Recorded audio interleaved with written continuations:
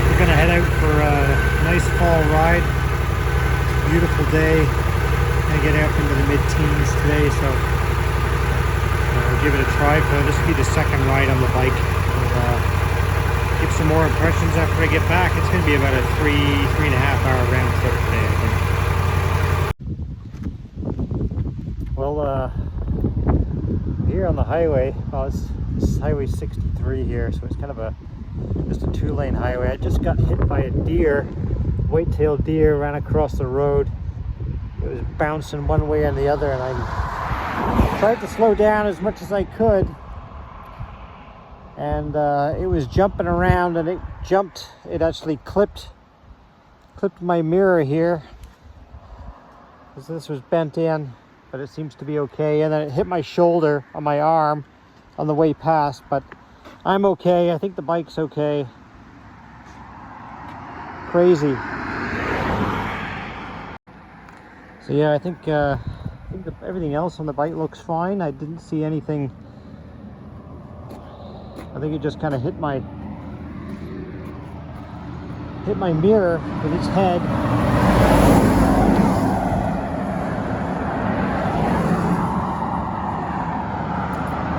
And hit my shoulder.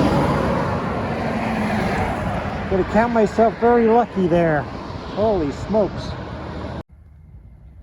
Alright, so it's been about an hour since the whole white-tailed deer incident on the Tiger, and honestly, I don't feel particularly shaken up. I didn't feel shaken up at the time either. It's kind of strange. I thought my adrenaline to be going and whatnot, but no.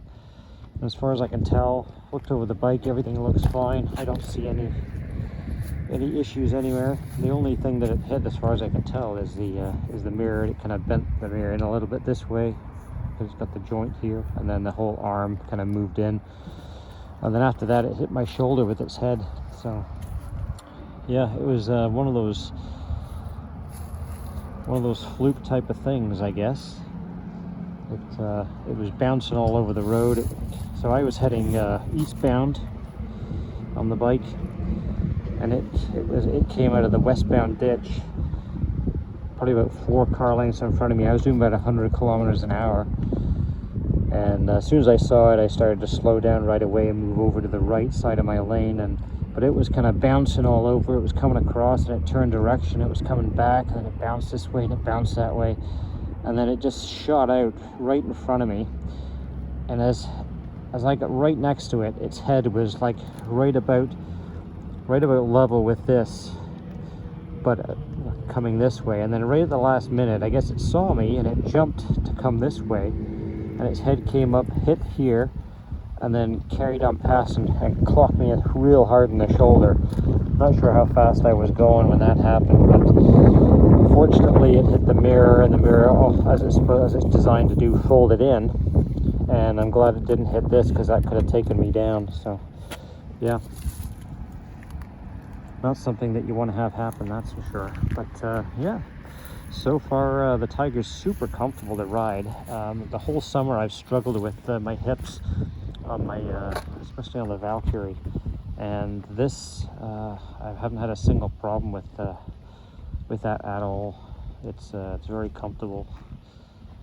So far so good. So after my second ride, which was about, I'll say, I don't know, 250 kilometers, I would say I love it. I absolutely love it.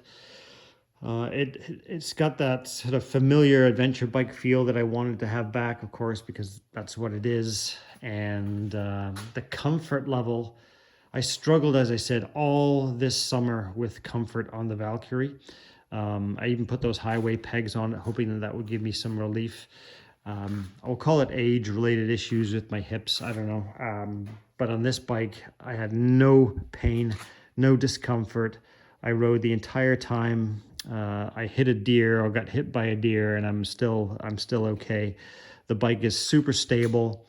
It runs really well. It's got lots of power, and it works really, really, really well. Yeah, it doesn't. What else to say about it? What have I learned on this ride? I tried the heated grips, they work good. I tried the cruise control. Yeah, and the rest of it really has just been kind of fine-tuning the setup of the bike for me. Like I found the clutch lever was way out here, and the biting point was so far out.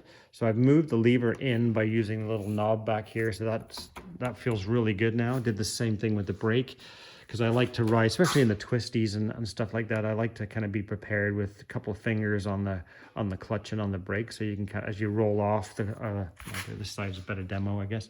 So if I ride like this and I'm going into the corner, I can kind of roll off the throttle and grab a little bit of brake and trail brake in and whatnot. So that's kind of set up nicely for that now. I really like the blind spot detectors.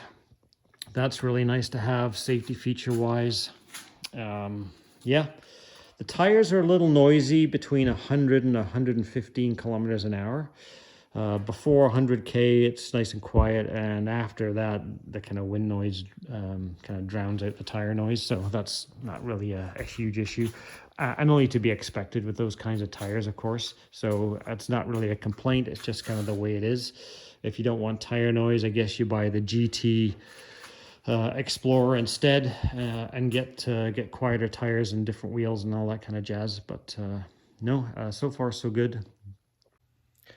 So here's the other strange thing I found is so after the deer incident, I was thinking for the rest of the ride, obviously quite a bit about it, although I didn't feel rattled by the whole thing, strangely, and I don't know why that is. And that's kind of what's got me kind of puzzled.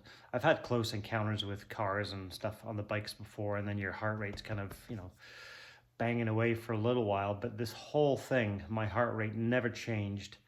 So I'm not sure if I've got nerves of steel or if I'm emotionally vacant, but it's strange. There's been no kind of heart rate, adrenaline or nothing like that. It's kind of odd, eh? I don't know why that is. My shoulder, the deer's head hit me basically right here. So the nose hit me there, the rest of the head hit me there. I figure I had my chest protector and everything on, so that kind of probably helped quite a bit, but holy cow. For those of you that have never seen a North American white-tailed deer, they're kind of 150 to 200 pounds. This was a doe, female. Thank goodness I think it was a doe, because if it had been a buck with any sort of size antlers on it, given that the head hit me here, that would have been antlers up in here, or this way or whatever. That wouldn't have been good. So yeah, so thankful for that. But yeah, they're a big animal, and yeah, I'm thankful for me, thankful for the bike. I debated whether or not I was going to tell my wife, but I did. So she worries when I go out at the best of times, but holy smokes. Wow. Thanks for watching.